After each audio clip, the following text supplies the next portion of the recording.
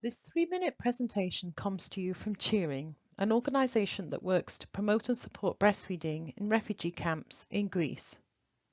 The material here is relevant to the whole world because of the current COVID situation.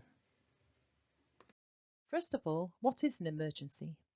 Well, COVID-19 is a global pandemic and an obvious emergency right now. Typically, we think of things like hurricanes, earthquakes, and tsunamis as emergency, and war and the refugee situation are also emergencies.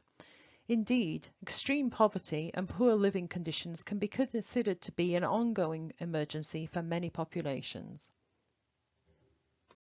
Who's at risk? Emergency conditions have typically been associated with non-Westernized nations or one-off short-term events, but the COVID-19 epidemic demonstrates that all nations and populations are at risk. Western nations suddenly had to cope with extreme conditions and adapt systems almost daily, for example, reusing disposable masks in the hospital. What are priorities in an emergency? Well, apparently health, food, and toilet paper. Whether you're living in a refugee camp, like in this picture, or the middle of New York City, emergencies have certain things in common. Populations have poor access to basic necessities. There are risks around reliable power and clean water, risks around infection and the spread of disease, and basic commodities like formula can become expensive or disappear altogether. Generally, in emergencies, there's high stress levels and poor health. Routine recommendations from the authorities are not always practical or possible. For example, during COVID, we were told to use hand sanitizer, wear a face mask, and get tested, when actually many of these things were not available to many populations. Formula feeding in emergencies is also impractical.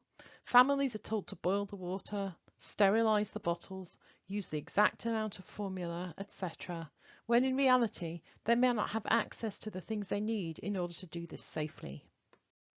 Breastfeeding becomes even more critical when basics are lacking. For example, if vaccinations are not available to prevent illnesses, if antibiotics and other medications we rely on to make us well again are not accessible, if we cannot access routine preventive care or any medical care, or we're subject to not consistent advice and support. Family support can also be lacking in emergencies because families are separated or people may have died. In all these cases, it's even more important to breastfeed to promote good health in the infant. In the short term, breastfeeding prevents acute outcomes.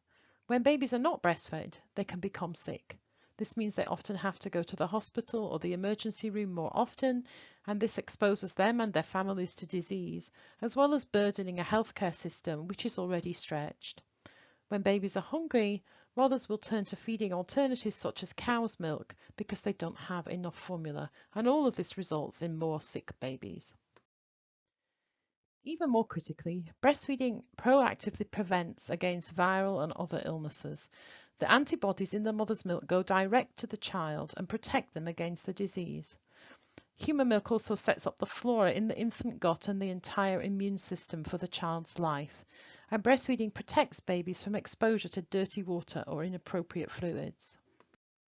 The World Health Organization is very experienced at dealing with emergencies. They produced this poster and many more during the COVID epidemic to encourage mothers to breastfeed and prevent sickness in their babies. There are also international guidelines like these posted here that can help agencies and governments and non-profit organisations to work with populations and promote optimal infant feeding in the emergencies that they are dealing with. Overall, the best advice comes from this poster, which was produced by UNICEF and partners to promote health not only in emergencies, but at all times for young babies. For a smart, sharp, strong baby, give baby only breast milk for the first 6 months.